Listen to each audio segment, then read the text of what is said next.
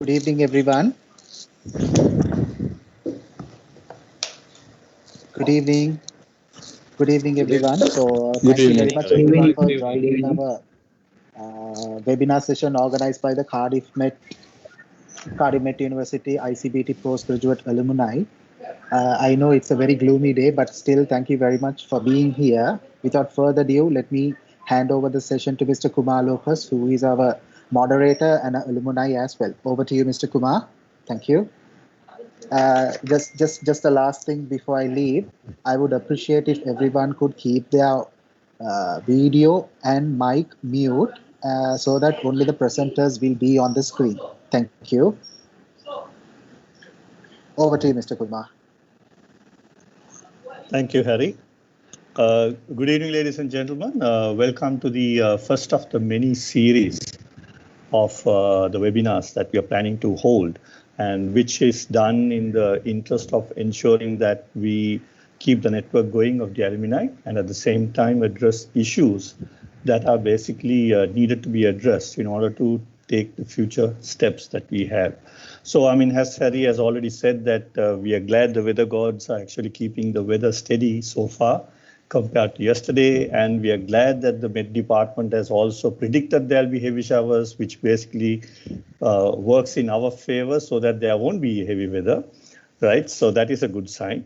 But we have been encouraged to see the number of participants who have registered. We got more than 270 people registering for this webinar, and it's surprising, the reason being that given that the heaps of webinars that are taking place day in, day out these days under this COVID work from home telecommuting times, and we still find people interested. And I believe it is because of the topics and the sessions and the speakers that we have who are willing to share their advice, willing to share their thoughts that will become helpful on a day-to-day basis for us. And that is how we have planned the session today.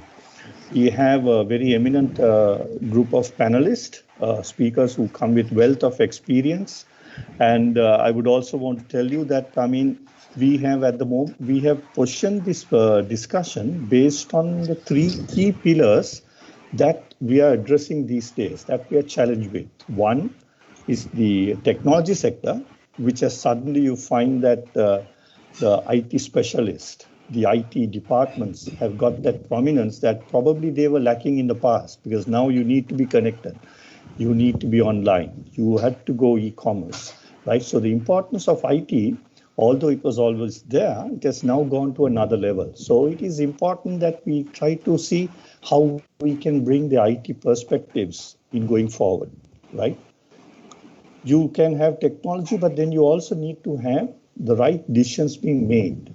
Decisions being made from the angle of finance, from the angle of risks, right? So that you could arrive at the right decision using the right technology. But most importantly, right, is to ensure that we also have the right mindset to go forward, which is the human aspect, right? And the string of questions that we have been having coming from those who have registered clearly indicates that we are struggling in keeping our mental health, right? We need to keep the positive vibes that we already have, which is not helping us, I mean, given the lockdown and everything. So given all these scenarios, right, all these challenges that we have, today the session is designed to ensure that we look at it more from a futuristic angle, right? We have had enough of webinars that I have spoken about and dwelled upon the virus, the difficulties we are facing, what comes next, etc., and so on. But what is more important is somebody who just reminded me just now on a text as well, is that the need to have a positive approach. The need to have a positive approach is what is going to make or break us, right? So this session is all about being futuristic and looking at how we can take simple steps so that at the end of this session, you will have something worthwhile to take home, right? So that you will have something that will be useful to you, right? Rather than merely a philosophical discussion, it would be more of a practical discussion that we want to have. And we have targeted mostly the small, medium enterprises and the entrepreneurs, right? As the alumni, we know we have the C-levels, we have the entrepreneurs, we have people who are working in the large conglomerates, we have people working in medium-sized local organizations. So we have the diversity and the variety of people who are basically part of the alumni, and as well as the group or the segment that actually contributes to the biggest chunk of the GDP, right? We do have the big players, but then we need to focus on this. So with those key remarks, right, I would basically want to introduce the program. The program basically, as some of you may have already got hold of it, the speakers will make their initial remarks, right? And then we will, speaker would be given a certain amount of time, 5 minutes each. They'll make their key remarks.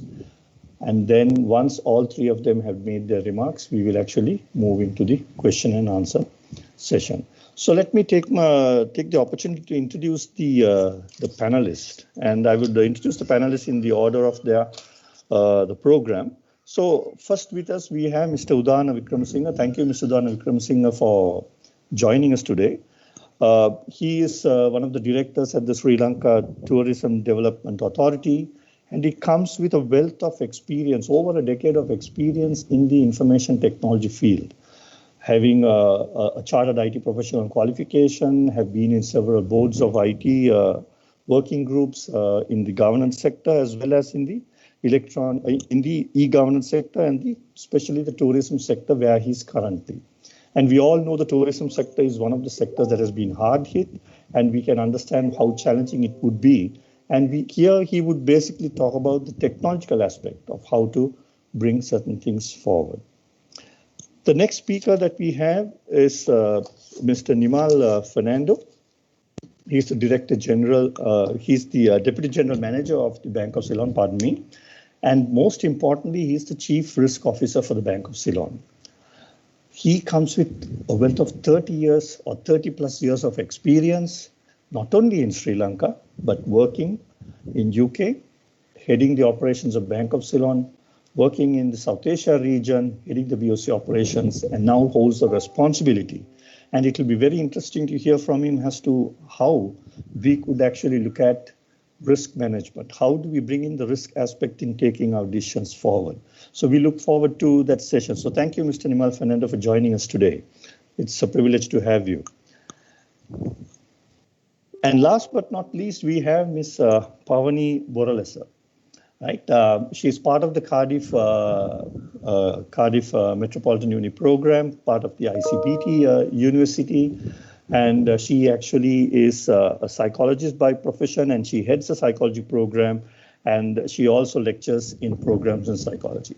But what is more interesting about Pavani is that she has also got the wealth of experience working in the medical sector of Sri Lanka, working in the teaching hospital, serving in the teaching hospital, in the Lady Ridgeway, and not to forget coming from the general hospital. Serving in the general hospital, as we know, is the biggest health sector unit that we have, and the wealth of experience that you gain from there. So we are happy to have you, Ms. Boralesa, and thank you for accepting the invitation and making your time available. So without further ado, I would basically like to invite Mr. Vikram Singh to start off his keynote.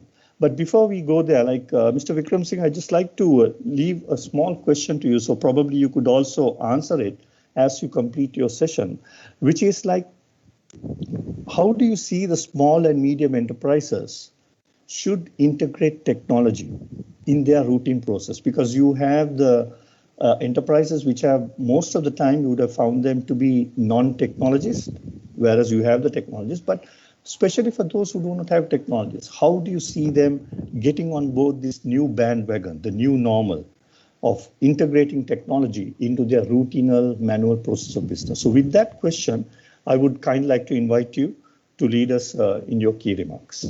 Mr. Vikram Singh.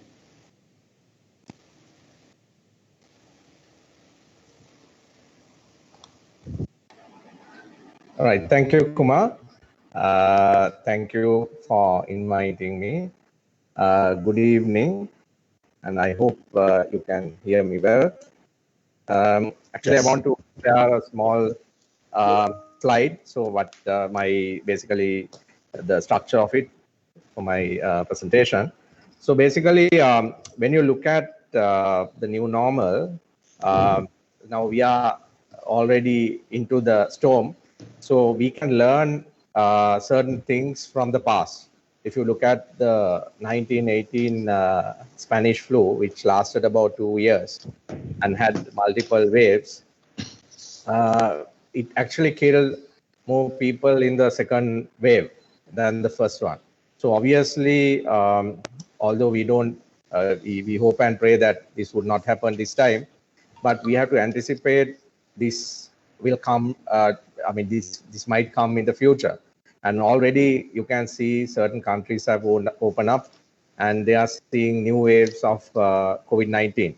So therefore, this disruption or new normal will be there for at least for a while, and it's how the businesses and the consumers adapt to this new normal. So in this context, the forced adoption, I call it forced adoption of technology for consumers and businesses is a must. So because whether we liked it or not, you saw how technology in certain areas, especially in retail, how dependent we were past, of course, now a little bit eased up, but how dependent in terms of ordering things. So as consumers, as businesses also, they were struggling, even the large enterprises were struggling in terms of product and service delivery.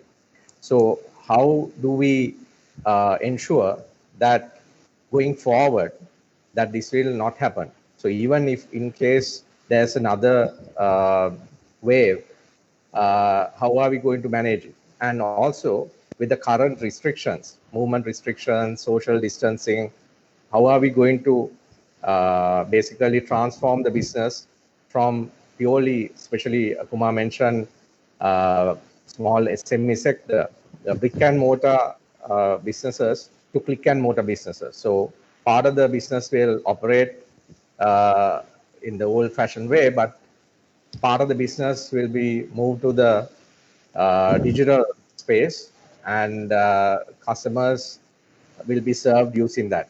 So how do we go about it? So basically, how do you modernize the business to ensure that the business actually meets this, I would say, the challenge, new challenge? And how do you redesign the organization so that you can deliver the products and services and also run the business from anywhere? Because already companies are thinking in a very in a stronger way that they would change, and that change will be permanent. So some of the staff will work from home. I don't want to call it work from home, from anywhere. Basically, you can work from anywhere, and the company will be able to run in the same fashion, right? And also some of the traditional infrastructure might become obsolete. You know, for example, your physical stores, because most of your deliveries will be online. So therefore, what happens to your existing investments? So how do you redesign using technology and basically convert some of your traditional stores into maybe distribution centers? And also there are new models coming up in terms of, or they've been there actually. If you look at digital lecturing, maybe you want to consult a doctor, those services were already in place, but they got the prominence, like Kumar said, because of this, because people had no other option other than to basically rely on these services. So how do you create this? Now, Kumar mentioned earlier the tourism sector in any country. Now, this is a very dark times for tourism. So how do we, now the physical tourists are expected to come to destinations. How do you allow virtual tourists to come to a destination? How do you create a business model out of virtual tourists? Already I've seen zoos and then safari parks are inviting through live streaming virtual tourists. So they come to the destination, not physically, but through live streaming. And how do you make them pay for those services? So you can come up with new business models, actually, if you look at the current context. So how do we go about it? So because now I know not even small businesses, even large businesses, some of them have no comprehensive digital strategy. So how do we plan for this? I would say the best way to do this is look at your revenue streams. If you have existing business, what is the percentage you get from digital versus traditional business? So how do you make the lead generation and conversion happen through digital? What are the unique value propositions that you can deliver through either price or convenience? That through digital, right? Obviously, if you have another wave, will you be able to operate your business up to 80, 90% in the same way, right? And when you do this, whether you could do it yourself or hire a consultant to handle it, or a firm to give you a path for you to move towards this digital strategy. I think it's a good opportunity um, for digital transformation, because if you look at, as I told you, in the forced adoption scenario, the consumers and the businesses have to adopt technology because there is no other opportunity, because you have to adopt it or stop operating, right? So I think it's very important that companies understand this and realign themselves to this new normal. So I hope I gave a brief introduction about the topic. Yes. Kumar, Thank you, Udana. I mean, thank you, Mr. Krim Singh. Like, I mean, I think as an initial start, I'm sure that you would have made people now start thinking and preparing their questions to ask. And I think some of the key points that you mentioned was like the forced adoption. I think like if you take the normal technology adoption trends, I mean like today with this COVID, we find that the laggards, right, the late adopters have now adopted technology. Right now they have adapted, they're going digital. So it's going to be interesting to see like whether, like as you said, the market is going to stay, right? It's not going to be working only from home, but it's going to be working from anywhere. And this is going to stay and be permanent. And it will be interesting to hear as to like what would be some of the risks that these organizations carry when they change into this adoption. Right. I mean, like, because it's totally changing. So like, I think that's a good point that you ended, Mr. Vikram, where I would basically lead to Mr. Fernando. Mr. Fernando, like, I mean, we are getting into the new normal. And like, as Mr. Vikram said, that we are looking at virtual tourism as an option. We are looking at online e-commerce, and we are looking at building our business in proportion to a digital platform as well as to a normal conventional platform. Now, when a business actually takes on to look at the diverse aspect or the move towards a different business, what do you think that a business should do in assessing its risk, right, in arriving at the right decision? So with that question, I would basically open the floor to you, Mr. Fernando, so that you could actually shed some light as to how do you see the risk factor and what are some of the risk elements that we need to take into account going forward in taking the right decision for the business?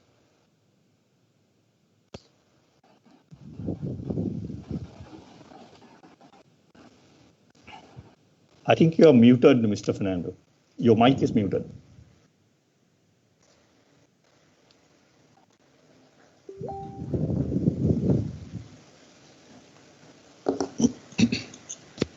Now, can you hear me now? Yes, loud and clear. Okay, thank you. Good evening, everybody. Thank you, Kumar, for giving me this opportunity. In fact, when you come across a difficult economic scenario like this, definitely the finance and banking comes into your mind first. So as Kumar said initially, uh, and Udan also said, now we people have the tendency to lean towards the digital era. So earlier also the digital products and e-commerce and e-transaction, everything was there, but people had not that much of an interest. But it has brought in the sort of way of how, Uh, sorry? One second, Mr. Fernando. I think somebody has unmuted. So we love to have the future generation on this discussion, but I think they're pretty small enough at the moment to get on board. So if you can mute your mic. Thank you. Sorry, Mr. Fernando, for interrupting.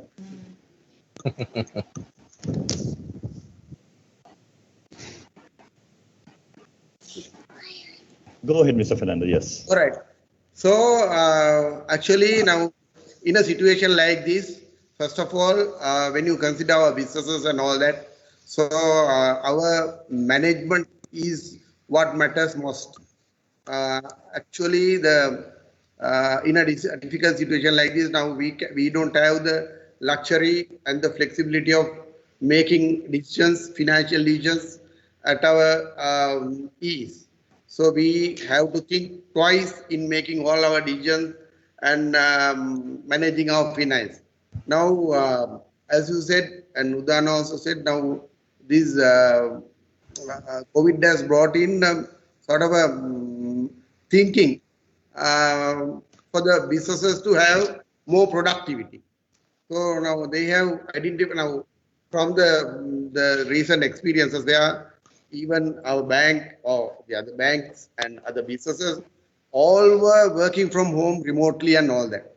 They realized the cost efficiency and the easiness of handling those businesses and the work from home. So likewise, we have the corona, this virus has brought in a very good message to us. So I'm sure we have to think afresh. We have to keep our past behind, and we'll have to look in terms of new era. And these are new world order we are going to face now. So because of that now, definitely the traditional way of doing business will be no more. Those who wants to do traditional businesses, the traditional way, the way we have been doing all this time, will have no survival. At the moment, my message is manage your finance, try to be alive, try to be afloat, try to be sort of surviving. So that now there'll be a little bit of a sort of a peak time which we have to pass by. So once we pass by that difficult and extraordinary time, so we will have big opportunities coming. And I think that is my message. Sure. Yeah. Yes. So I'm really encouraged by the enthusiasm and the eagerness of the young ones. Thank you, Mr. Fernando. Mr. Fernando, I think probably we can talk about this question as to go on, but probably I'll leave the question with you at this point. How do you see some of these government decisions that have taken on the debt moratorium, that how it's going to help the individuals, how it's going to help the medium scale enterprises? Will it have an effect, right? How can we overcome that? So I would just leave that question with you so that we can pick it up as we go into the Q&A session. But at this point, I would basically want to give the opportunity to Ms. Boralesa, right? Now, Pavani, I think we have spoken about the depression, the need for mental health. Mr. Fernando just mentioned about the need for good management and the agility, but we do not have that luxury, right? We do not have that luxury because we have been tied up in conventional thinking. And today, if you see that, I mean, there have been decisions taken by many organizations that to curtail their cost, cut their salaries, reduce the contracts, demotions, not getting the promotion, et cetera, and so on. So there is a level of stress that comes into the individuals. Okay, that's a general. But my question to you is, now Sri Lanka culture is still predominantly dominated by the male. It's a male-dominant culture to a great extent, right? I can see your smile. I know probably you know where I'm going to head at. So what we could do is, what I want to ask from you is, women, career women, are now working from home, telecommuting, and they are going to certain level of stress and pressures, right? Which probably the male may not be going to. You are expected to be a mom, you're expected to be a cook, you're expected to feed everybody, you're expected to give the bites, the snacks to everything, right? To keep the family going, right? How would you advise for a career woman? How can they actually handle the mental health? How do they keep themselves positive? How do they keep themselves steady under these extreme difficult circumstances, being a woman, being a mother, being a wife, and getting on with the career? So with that question, I would basically love you to make your key remarks so that you could cover this area as well. Yeah. Over to you. Thank you so much for giving me this opportunity. So basically what I wanted to focus on was to see how and why maybe we have mental health difficulties during this time. So what I was trying to say was, first and foremost, what is mental health? So mental health is basically a state of well-being in which an individual realizes his own capabilities and is able to cope and manage the stresses in their life.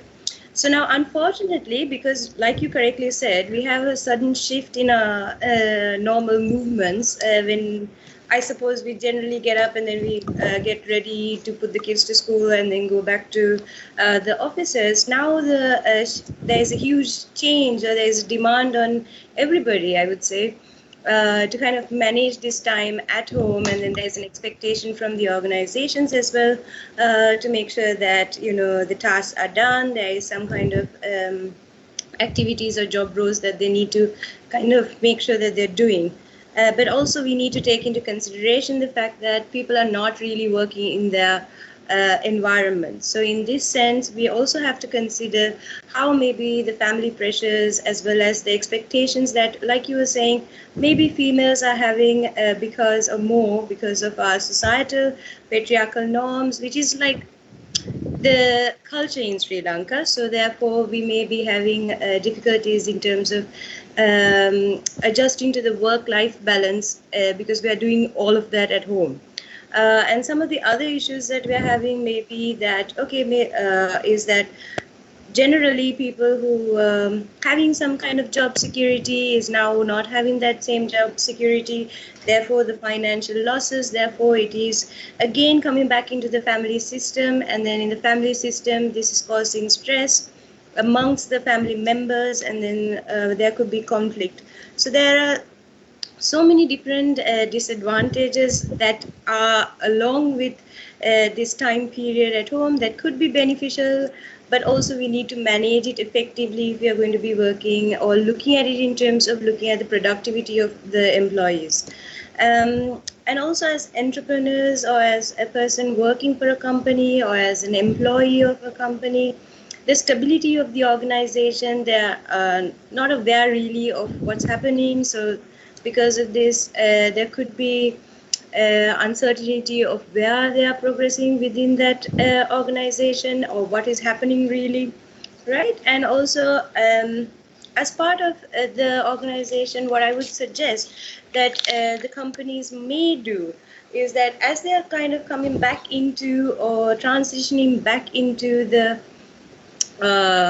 I suppose back into the normal or the new normal that we're calling, we need to consider the fact that is it something that is adaptable to everybody? So are we giving considerations to everybody who is a part of our workforce?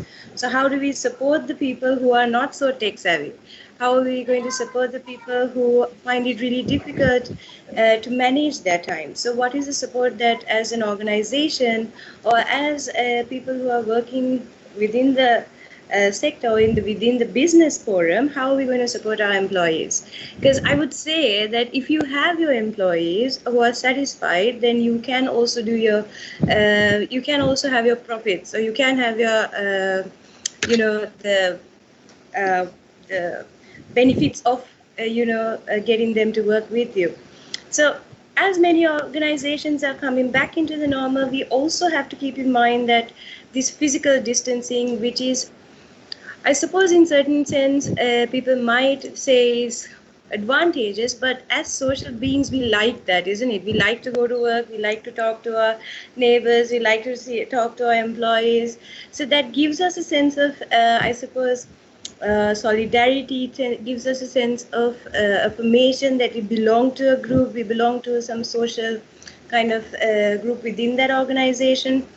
So what can we do to make sure that that is not lost? How do we use technology? How do we adapt it? Because I'm not saying that we have to keep things, or we have to forget about the new way of life. We have to adapt to it. So what can we do as organizations, as managers, to support people? So a key thing that I just wanted to roughly mention was, how do we know that we are suffering mentally, or how do we know we are suffering psychologically? So some of the key things that you might want to consider is, if you're tired, or if you're having lack of sleep, lack of motivation, you feel like you're agitated, right? Poor appetite. I would suggest that you do kind of get support from your family members or from your colleagues, or even if you are interested, just drop us a message, and I will drop some numbers that you can contact. These are free. So very quickly, I just want to share with you what probably we could do as organizations that we could adapt to the new normal. So we do have to work from home, so which means we have to suggest, or we need a space. Okay, so now for me also, for example, I have people walk in and walking out, which can be a bit like distracting. So is there a possibility of us having a space that is clear of clutter, clear of other responsibilities, that is just demarcated or spent just for that? So try and have set a clear task, have a proper communication with your line managers or with your supervisors, right? And also make sure that you do not work with your pajamas or whatever that you go to sleep with, because it doesn't make you feel like you're working. Yeah. And also probably have a diary, so that you have the tasks that you have at hand. So have a routine, have a time period that you have, that, okay, at this time I'm going to work. Specifically for women, I would suggest that you speak to your company, say that, we have to teach our kids at this time. So maybe have a time period where you say, okay, during this time period, I have to spend time with my kids, I have to teach them, and also maybe get the support from the spouses. So it's okay to help your family. Yeah, so you can support your wife as well. And also have the formal, so the internet is so interesting, and we have so many different platforms. Here we have 95 people at the moment that I can see, or 95 plus, and we are able to have a discussion. So similarly with your teams, use the platforms, and most often use video, because the verbal, at certain times it's good, but if you have face-to-face interactions, it's better.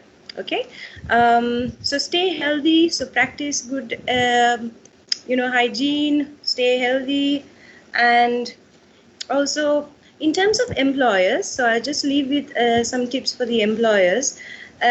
Share reputable information. So only information given from the WHO, CDC, or government-based, right?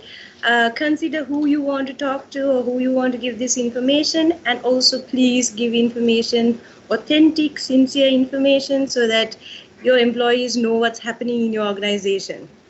Okay, so be honest. everybody has a different capacity, everybody has a different level of understanding, so make sure that you are able to reach to your employers. So even as entrepreneurs, you might be wondering, okay, how to go forward. If you are digitalizing, make sure that you have proper resources to kind of support your staff members and to support them in adapting to those things. So have a discussion with them. See opportunity for growth and see this time as a challenge, so it's positive rather than, okay, this is like weighing me down. Rather than that attitude, see it as a really good opportunity, because it's a global kind of an opportunity. Then you're not only just limited to people coming to you as customer service, you have a global customer service, so you can develop that, right? Also, what I just wanted to say is that we may not be able to control what we have, right? So what's going to happen in the future, what's going to happen with COVID-19, but there are things that are within our control which we can kind of support. So it's better to look at those things. What are the things that we can control? It will give you a sense of autonomy. Be mindful of your work and focus on yourself as much as you are focusing on the fact that you don't know what's going to happen in the near future. So I hope that kind of gives you a little bit of an awareness, but I mean, I'm sure we can discuss as we go along.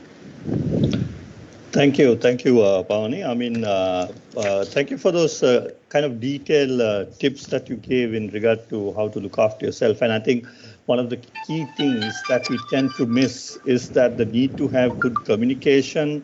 If you are an individual, to have a communication with your higher authority, whoever it may be, with your team, to keep that communication going, and not to go to bed with your pajamas, come with your pajamas to do your work, but change yourself so that you have a fresh start. Okay, thank you. Leading that, I think we can now open the Q&A session for our participants. But while we wait for the Q&A sessions to take some sort of a start, I would basically like to pose this question to Mr. Vikram Singh. Yes. Udana, like Pavani mentioned that in the new norm, when you have the new people coming on board, we need to ensure that we should not generalize. We should not think that anybody can get adapted to the new way of doing things. Anybody would be able to get adapted to the new technology, because we still have people who probably struggle with using certain level of technologies, right? People have smartphones, but they are not smart enough to maximize that technology, right? So what do you think should be the skill set that is needed for the small or a medium or the SME, the skill set that is needed to get into the new normalcy, into integrating technology? And then if you don't have the skill set, what are the options that do you have in order to adopt technology? Right. Thank you, Kumar. So basically, if you look at touching on the first, you mentioned about the technologies, how SMEs can actually adapt during COVID, and fundamentally, if you look at technology, it's not a cheap thing. It's expensive.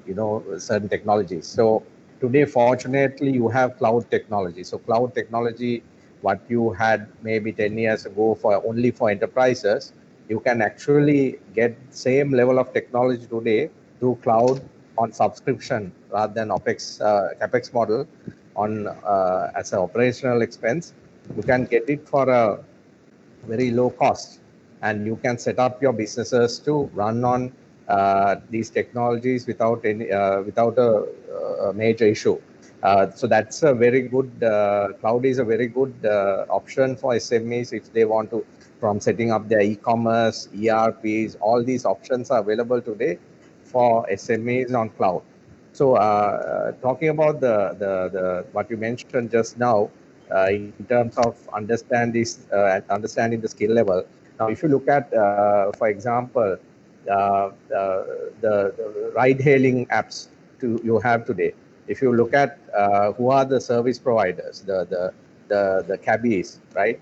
If you look at them, 5 years ago they never used the phone, right? But today, because of the phone, their livelihood is basically enabled. So So they learn how to use the smartphone and get connected to either Uber or PickMe or whatever brand, and then basically so that they can so they have basically migrated from a, I would say, dumb phone to a smartphone, basically because of they want to get connected with the platform. So I'm sure with this different, hello, can you hear me?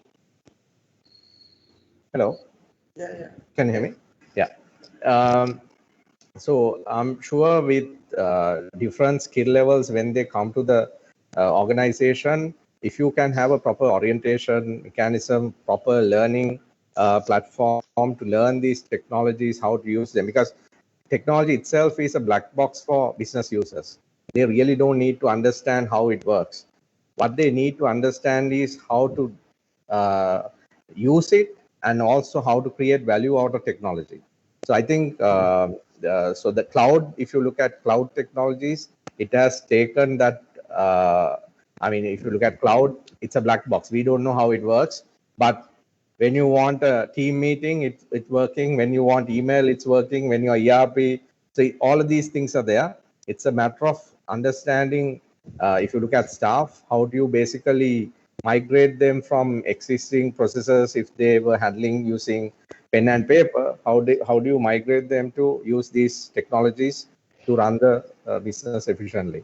But I think for SMEs, cloud is a very important area, and it's a very good option where you the companies can adopt technology, especially SMEs. Okay. I mean, that's an interesting point that you made. I mean, when you said like, look, if you have the three-wheeler, the cabbies, right? I mean, where like they have not got extensive trainings, but then they have adapted to technology because the technology today is made easy to use. I mean, we are looking at a trilingual platform, right? It need not be only in English. I mean, it's in Sinhala, it's in Tamil, and then so it's important that we bring in the language aspect of things so that people can also easily adapt, so that anybody can easily use it. So technology. Thank you, Udana. I mean, Mr. Fernando, I left a question with you in regard to the debt moratorium. Like, I mean, how do you think that is going to impact the individuals? How do you think that could have impact, and how can we come out of it? In fact, the government introduced this debt moratorium in time because most of the businesses and the individuals were shocked, had the initial shock of this economic downturn. So to face that economic shock immediately, that was the ideal thing the government did to ease out their cash flow immediately, because normally we all know the businesses are running on the cash flow, debtors, cash flows, business cash sales, cash flow, and all that. But the thing is now, because the lockdown was introduced without notice, overnight like. So businesses didn't have much time to plan out their cash flow or their business activities or whatever. So government introduced it in time, and then that was a good move to do that. But only thing is, as a result of that, it is not the solution to all the woes of the business. So businesses should take that opportunity and then get a stock, and then they must look at how we are going to revive the business from now onward. What are the, maybe they will have to change the business model, maybe they will have to change the cost structure, maybe they will have to change the staff employment or redundancies, maybe they will have to take some tough decisions and all that in order to survive this initial shock. So then only you must look at the futuristic view. Then the thing is now, as a result of this debt moratorium, and then government also introduced another scheme called working capital for the businesses affected. So with all that, the banks also had a sort of issues on liquidity, and banks were normally running on liquidity, solvency, and the profitability. So those three were affected really. For the bank's liquidity. So central bank introduced certain treatments like they relax the SRR, statutory reserve requirement, and then they reduce the standard lending rates and standard funding rates drastically, and also they change the capital adequacy requirement, and also they reduce it from 14% to 13% for significantly influenced banks, and also they reduce the LCR, liquid cover ratio, from 100% to 90%. So liquid asset ratio and net stable funding ratio, all that were relaxed in order to give some breathing space in liquidity for the bank, and also the solvents. So that was the initial program on this difficult path ahead. So then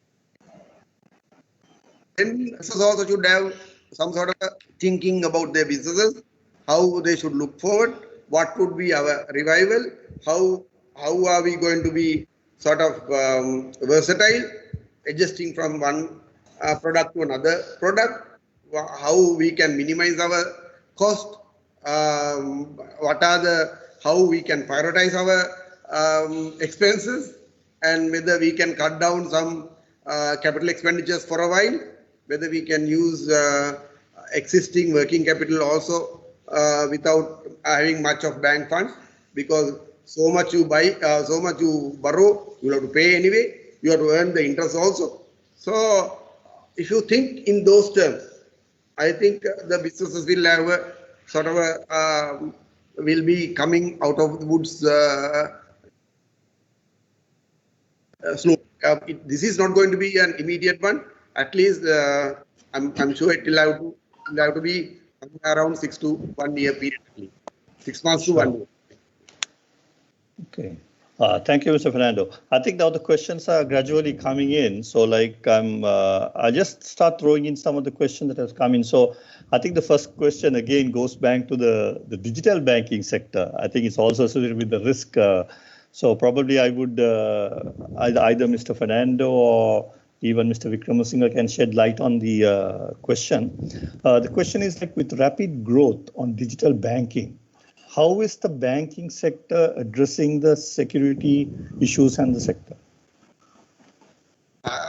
I can give a little bit of an answer for that, because the banks are very much concerned about this IT security and the information security. So they are investing very, very heavily in this area, because now more than before. So now during this recent lockdown period, we realize the demand has gone up at a rate for digital banking. So definitely we are investing very heavily on the IT security. So much of precautions have been taken. So much procedural changes have been taken so that we are going to give some sort of a reliable product in digital. But I must say, you have no way of giving 100% security guarantee on earth. So that's absolutely out of question, because even if the Pentagon, the most protected place is attacked, then how can we say that we can protect anywhere else? So likewise, now we will do utmost. We will do everything possible under the sun within our powers to make sure that the customers have the confidence on the digital product. Sure.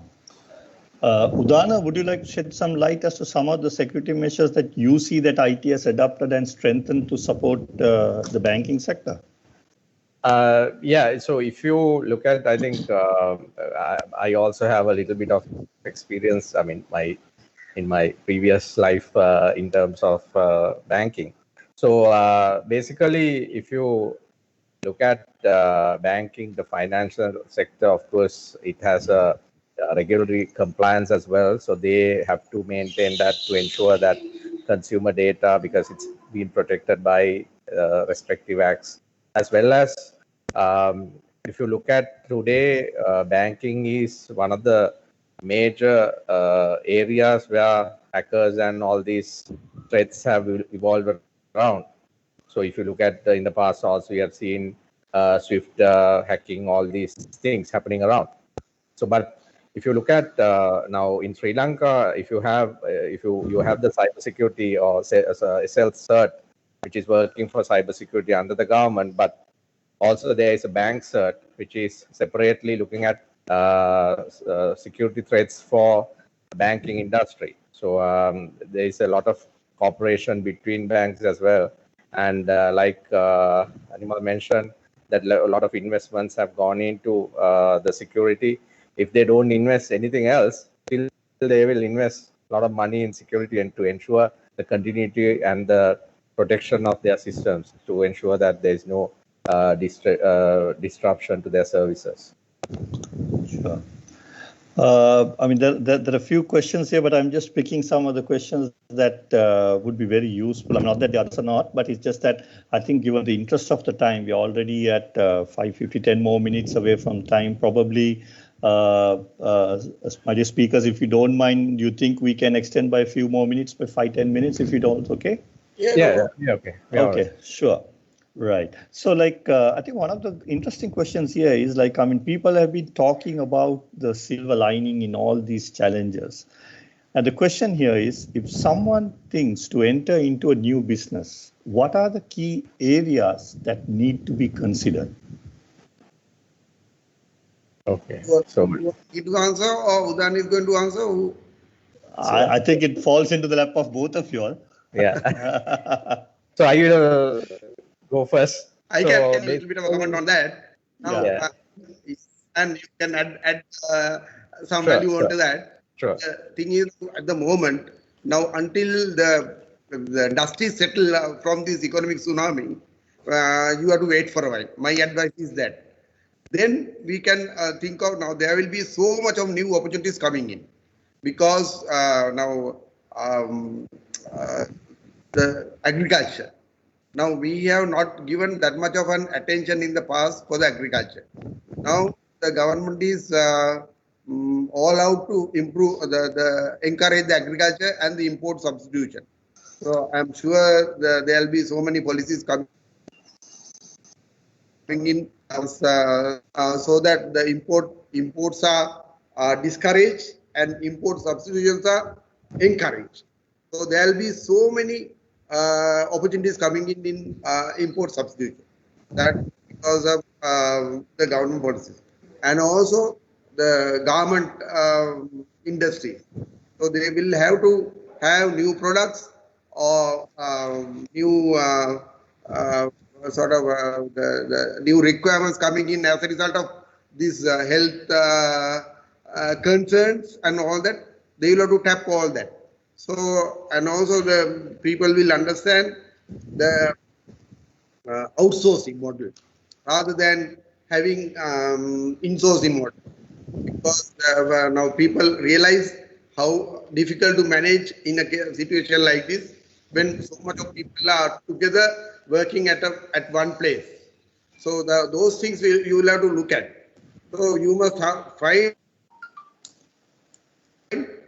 new solutions and new way of doing things, and minimizing this health. The social distancing will be the order hereafter, at least for some time, because this virus is not going to stay away from us.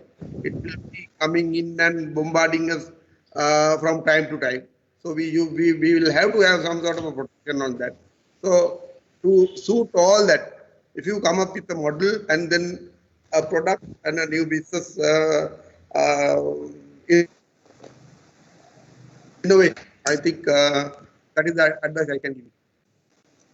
Okay. So my comment is basically, if you look at the current trend, like Vimal mentioned, there might be, certain businesses that will flourish because of this. Because the reason is, of course, technology businesses, certain parts of it will flourish.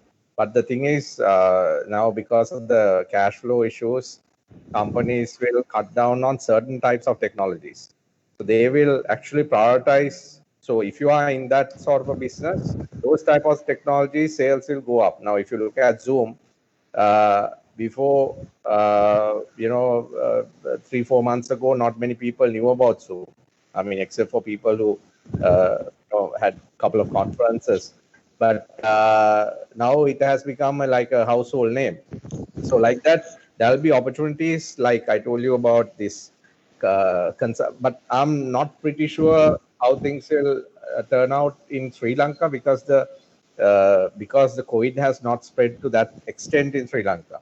Because if you look at say US or any other country, it would be quite a different scenario because the spread is high, and the fundamental shift in or paradigm shift in businesses will be greater than Sri Lanka. So only thing is that we have to be prepared. And second thing is, as I mentioned, how do you shift? Look at new opportunities like this pure play businesses like deliveries.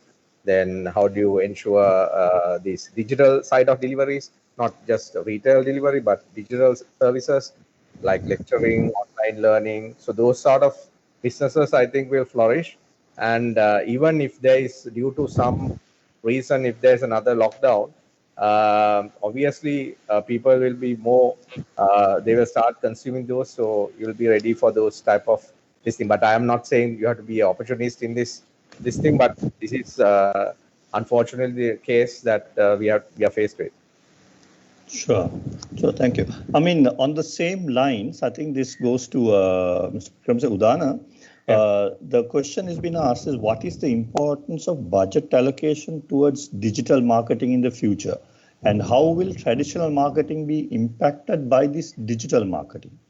So obviously, if you look at digital marketing, it's the medium has shifted. So if you look at social media or Google ads or any other type of YouTube ads, so you have to have a comprehensive strategy because you need to understand your consumers have shifted, whether you like it or not. Now, I always ask people when they want to know about what is the spend on this, I ask some people, now look at yourself, how many minutes do you spend daily on TV, right? How many hours do you spend on YouTube?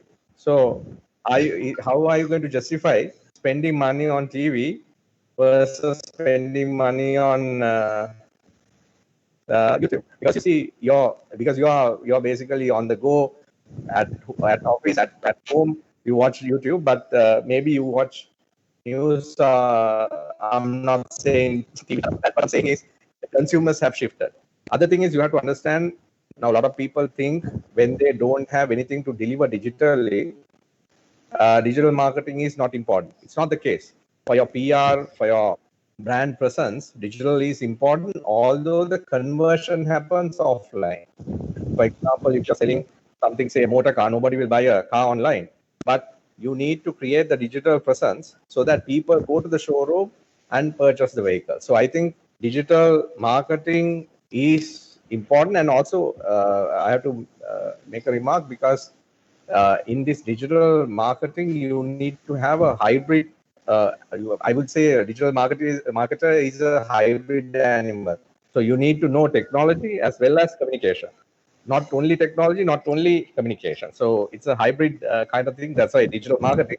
So so when you are hiring agencies for digital marketing, always look at what are their marketing angles, how they have performed in terms of the campaigns and things like that, because it's important. But it's going to stay. And now, if you look at tourism organizations like Australia, I would say they spend about 60% or 70% of their budgets on digital rather than traditional trade fairs and traditional this thing, because they, and also the digital other thing is you can target people, you can target specific demographics, specific people.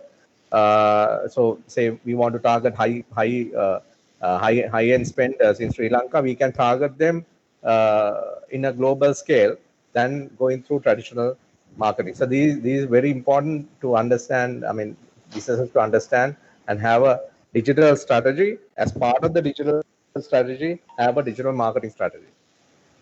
So I mean that's yeah. I mean at the end of the day, we're talking about you need to balance the act. I mean we are going to be in a coexistent era where we will have the digital as well as the conventional marketing that has to come in. At the end of the day, like it's the humans who are going to purchase, and the customer relations and the marketing, everything has to come into play.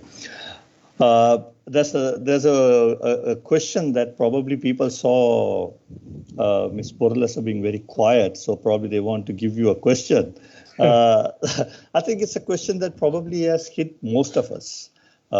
We have got pay cuts. We have not got our the relevant increments or bonuses.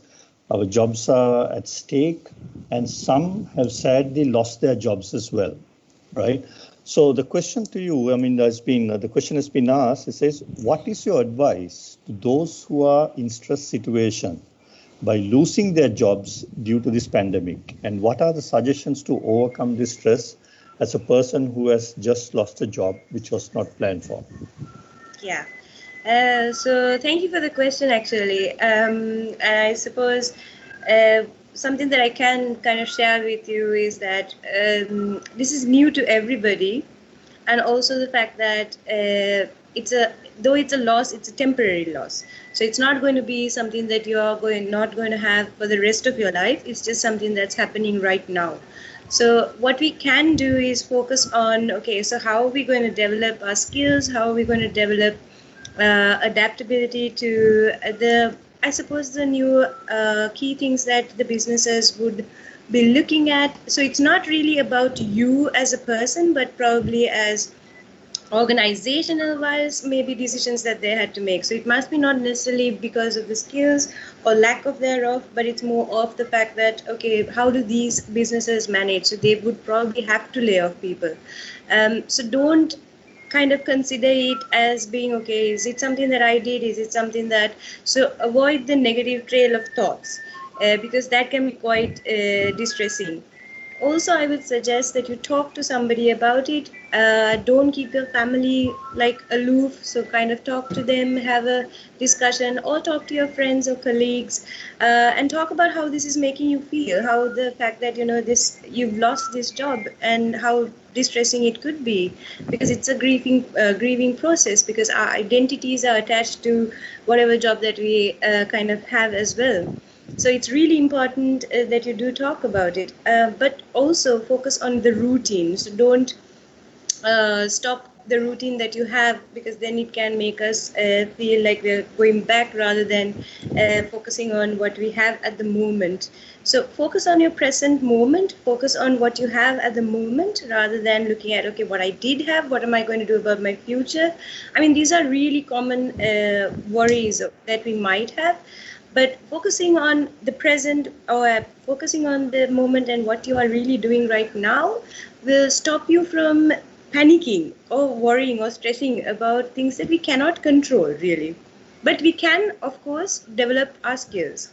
So any way that you think you can, you know, I suppose, develop a skill or to see what is necessary and kind of develop those kinds of adaptabilities to those things, I would suggest that you go ahead and do those. And make sure that you use this time to regroup, focus on yourself. And I'm sure that after this, I mean, like our esteemed panelists have been saying, you will have enough and more opportunities. Sure. There is another one more question on the same lines. The question is like, what is the role of the mothers and wives in balancing the current situation? Fathers, husbands, children have to go out to recommence their work. Ensuring their safety is hard in the outside environment, and yet they must go out and work. This is a tremendous pressure on mother's wife. How can this be handled properly? Yeah, actually, this is a real concern, especially if there are, I mean, this has been something that has been researched as well, especially with frontline workers and essential workers who have been there throughout the whole pandemic season or the time period, actually, and also now people who have to go back to work.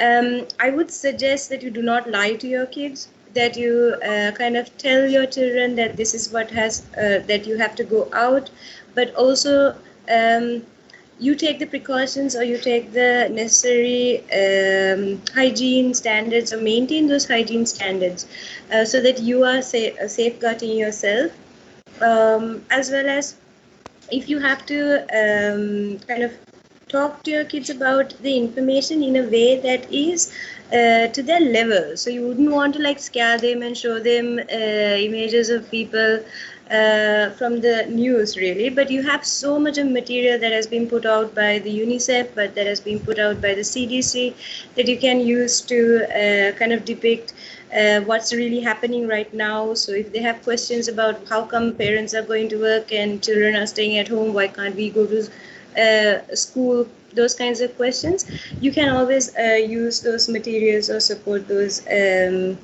using them. I would also say one other thing is to be very transparent with your kids, because they know when you lie, and if there is some kind of animosity or there's some stress, they will pick up on it. So maybe you might want to talk to them and kind of be honest with them as well. Does that answer? Well, I hope it answered. I think, yes, I think you covered the areas, because I think it's a challenge that we are continuously going to have. And I think day by day with the new regulations, the way things will progress, it will help and it will need to be adjusted. That's what we're basically trying to say. But keep to the routine, keep yourself up and there, your exercise, etc., and so on. There is one interesting question that has come. I mean, I know it's about, we are past 6 o'clock, we're almost hitting 6:10 now. But I think this is a question that many of us are asking. If you take some of the companies, they tend to portray they have the reserves, they tend to have the capital. But no sooner this hit, many people took drastic actions, which I already mentioned, pay cuts, salary cuts, etc., and so on. So the question here is, what is the correct way of it? According to the labor law, can employers do it? Right? What do we think? What do we think? Is this the right measure? I mean, within a month or two that organizations have cut salaries, cut the job roles. What does the labor law say? Is it the right way from the psychological angle?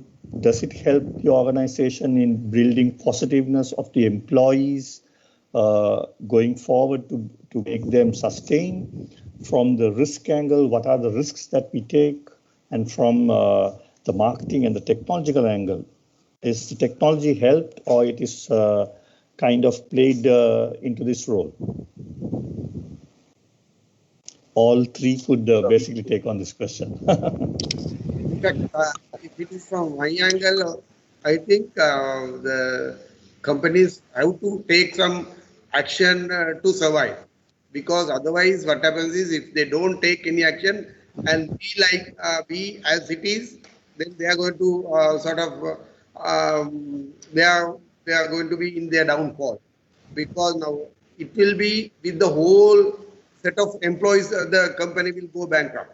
So to save the company and these temporary measures, I'm not going to say that this should be some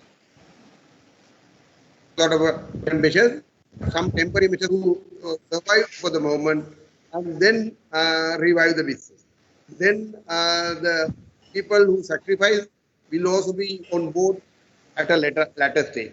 Otherwise, what happens is the whole company will be going towards the bankruptcy, the whole set of employees.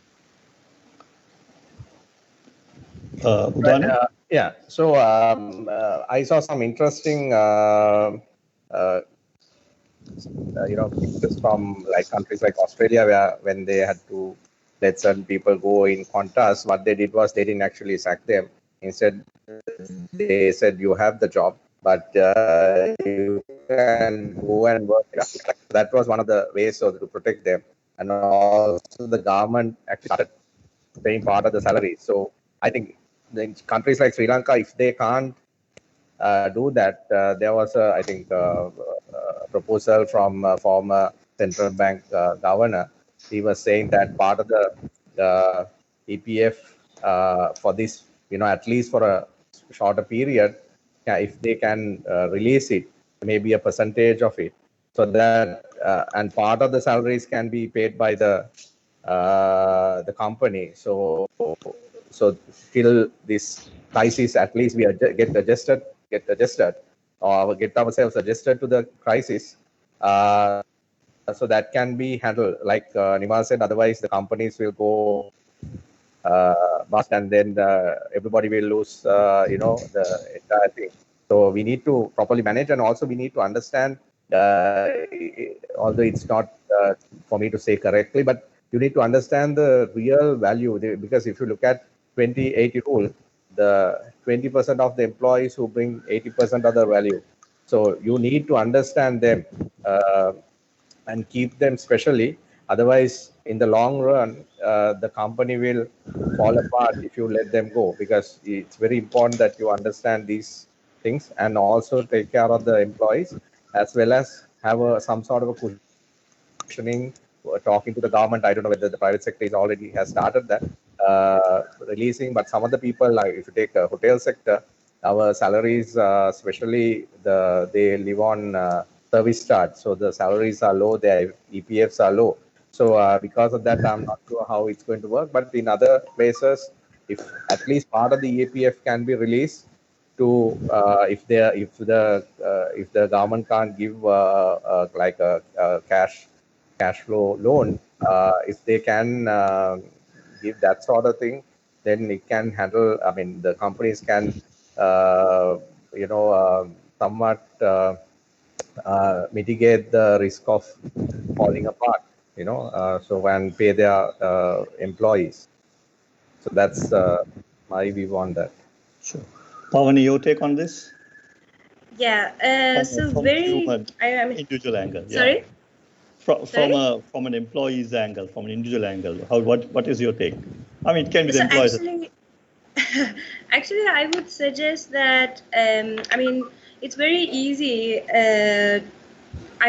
What we need to see is that we are all human beings. So at the end, we all are going to be motivated to have some kind of security for our family, for our system. In that sense, we need to understand our employees, but also the employees are going to be frustrated because these are things that the company will have to make in order for the company to sustain. So it's a bit of a dynamic, or it's a bit of a conflict, I suppose, or interaction between the two. But the best way I would suggest is to always keep your employees informed, which is not happening, I feel. And we have this hierarchy, or we have this power struggle that we have where, okay, I am the boss, you are working for me, so if I tell you not to come to work, you don't need to come to work. I think rather than taking that approach, if we can take an approach where we say, okay, this is the facts, this is what's happening with our company, this is what we have to do right now, are you on board? I think employees will be more than willing to then, because they understand what's happening, rather than thinking that this is an unjust or injustice that has happened to me. So I would say that it's more important to be transparent, be communicative, and remember that, we are all struggling in this together, because nobody wanted this to happen. Nobody was expecting this. And I've been kind of researching and trying to figure out any business models that have pandemics and, earthquakes and things that have been equated into their formulas. And I don't think I have seen any of those kinds of things fitted in. So this is something that we are figuring out as we go along as well. So keeping that in mind, and not forgetting that as much as we want our business and money, and we want that security, we also need to focus on the people and what do they really want from the organization. And I think if we give those basic things, they will be somewhat kind of happy with whatever decisions we make. Sure. Okay. I think we are hitting 6:15, and probably I would like to bring to a closure with this last question. So probably it's the last question we will take for this session. So the question is, I think it falls into both Mr. Fernando's as well as Mr. Vikram Singh's areas. It says, like, many countries will struggle to get back to normal after COVID-19. Normally, all initiatives to create more jobs and get money into the country would be welcome. Does Sri Lanka have any program to invite foreign investors to choose Sri Lanka for their new factories, etc.? Are we geared? Are we ready? In fact, now these type of it have been the country even in the past. But the thing is now this pandemic and the economic recession is common to the all over the world. So that may well be a problem in getting new investors into the country, because not only us, everybody else is also affected and everybody is also under recession. So it doesn't mean that we don't have any opportunities, because now if this China, US sort of enmity is going on for a long time, is to be go for a long time. So there will be some sort of divergence from that side. So there will be those industries where US was getting the supply in China may be diverted to countries like us or Vietnam or whatever. So I'm actually optimistic that we have that potential, we have that opportunity. So I don't see why we should not have. Okay. Udana, are you there?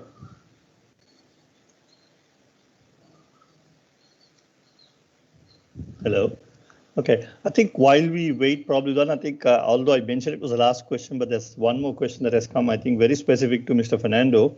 The question is, how fast will these working capital loans be paid out by banks? Has the timeline for processing been specified? A lot of companies have applied for this, but none seem to have received it yet. So I think from the banking sector, I think that's the question that's coming in. Mr. Fernando, do you have any? Yes, now actually the requests were closed yesterday, 15th of, really yesterday, 15th of May, everybody was supposed to give the applications by 15th of May. So within 45 days, the banks are supposed to complete this evaluation and things like that. So that is the central bank direction. So bank comply to that, and within 45 days that has to be given. But I don't think I don't sort of accept the fact that now nobody has received. But today itself I saw our bank's progress is huge. So much of refinance services has gone to the central bank for refinancing. So because of that, now the things are moving in, but giving a loan is not something which you can put a switch and then deliver. So we'll have to get information, collect some information, customers to give them. So very difficult to contact customers these days. The customers are also finding it difficult to give those information to the bank. There are so many practical problems during the last couple of weeks, but still for all, the matters are now getting expedited. So I don't think it will be 45 days, but possibly within next 2-3 weeks, Okay. majority should be in line. In line, okay. Udana, we dropped you off, I think, in the previous questions. I mean, would you like to give your thoughts on that? I mean, whether the Sri Lanka is ready for the new normal, in the sense, you know, every country is coming out of normalcy and they're getting with their lives on. Is Sri Lanka ready to portray itself as a tourist destination for investors? What is your thought on that? I think you're muted, Udana. Sorry about that. So I think it will take at least 6 months to 1 year. The thing is, with the current restrictions, even people, even if they lift the restrictions to a certain level, if the ports open or the airports open, the mentality of people who will travel will have a major impact on destinations. So I think it will take a little bit of time, and people will not want to go to a destination where they have to go through a quarantine for 14 days, and it's not something that will be practical. And also other issue is the PCR. The current PCR test has only 70% accuracy. So how can you actually, so there is a lot of false negative. So because of that, how do you handle if people, I mean, even if we handle the situation here and open up the airports, and if again through tourism the virus comes into the country, so that'll be a major issue. So this is going to be a major issue in the future. But I think in the short term, what we can do is countries who have got a clear or certain regions which has got the COVID clear certification or something like that. So we could actually start getting charter flights from them and start working on that way till the other areas are okay. Okay, so could it be also said that the government has its right instruments in place to encourage investors? It's just that the health conditions, right? These pandemic conditions are some of the key concerns that doesn't attract, is it? Hello, Udana. Mr. Fernando, would you like to say that? I mean, we have the right instruments, we have the attracting policies for investors, but it's sometimes this. Actually, we need to have a bit of some of our policies have to be revisited and then sort of shape it up. Because I'm not saying that all the policies, but we have a very inducive for a foreigners to come here. So there are so many things to be done. So to do those things and make the investment, we have some sort of one proof, one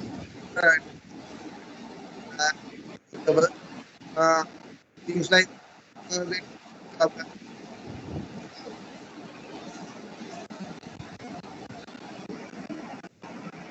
if the index is going up, so interest.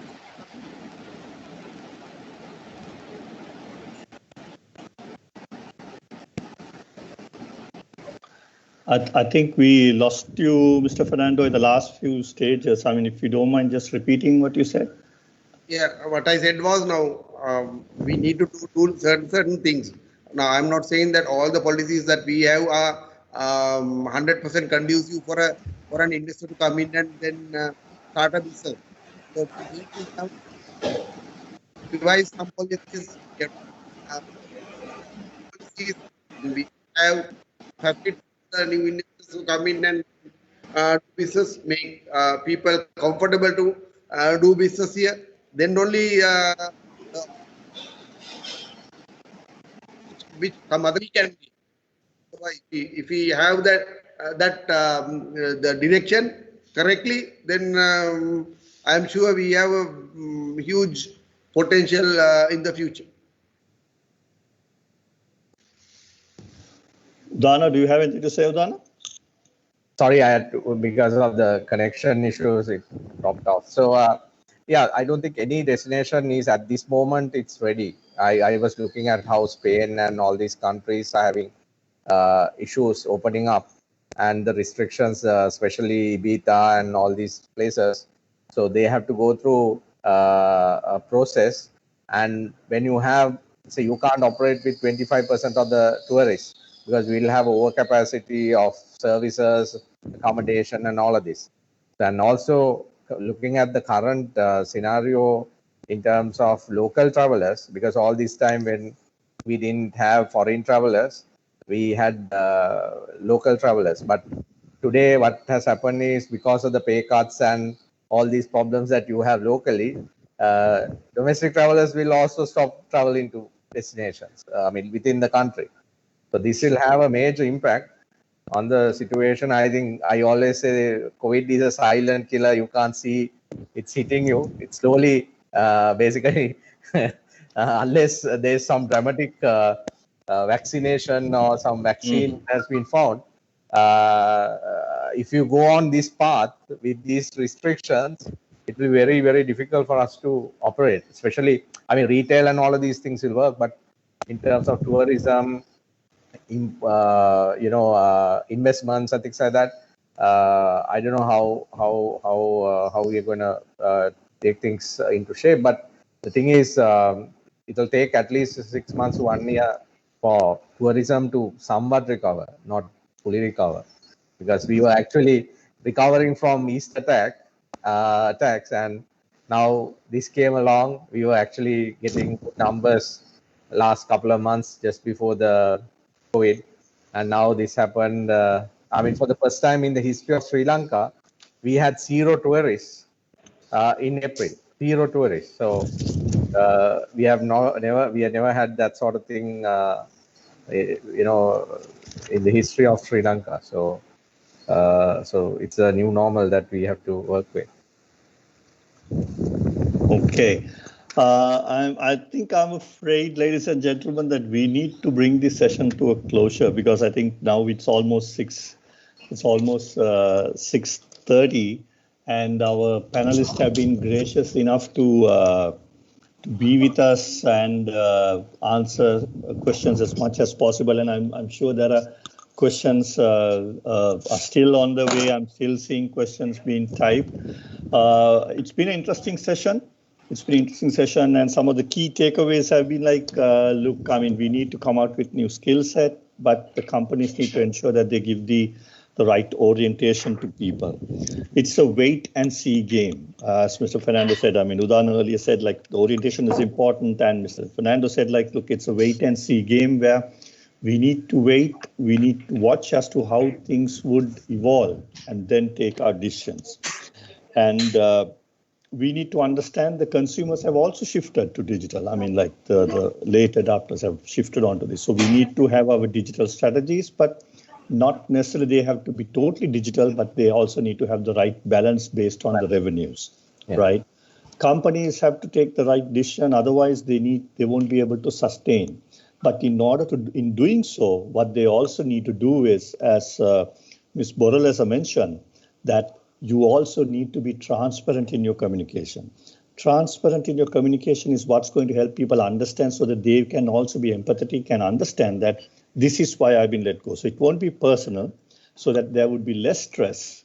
And then it is important that we stick to our routine, be positive, keep ourselves in rhythm, the routine engine oil to be there, right? So that we can come out of in a positive. So I believe and hope that we have had the right answers, and I'm sure there are questions coming in. I would encourage you all to keep sending in your questions. Send it to the email, send it to the people, so that, as I mentioned earlier, this is only the first of a string of many webinars that we are going to have in the future to help the alumni, help the small and medium enterprises.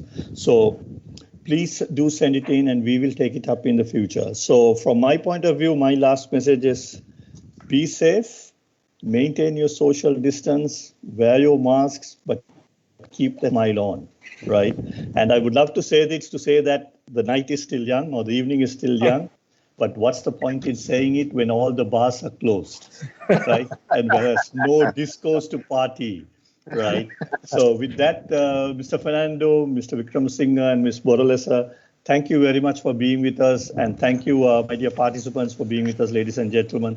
It's been a pleasure having you. And until we meet you again and see you again, good night and God bless you all. Pleasure. Thank you very much. Thank you all the participants. And I would like to especially thank on behalf of the Cardiff Met ICBT Postgraduate Alumni, a big thank you to our panelists, Mr. Nimal, Mr. Udana, Ms. Pavani, and Mr. Kumar. It was a lovely session. Thank you very much. And we look forward to talking to you further. Thank you very much, and have a lovely evening. Thank you. Thank you, everyone. All right. Okay, Thank you. bye-bye. Thank you. Bye. Bye. Good night. Good night.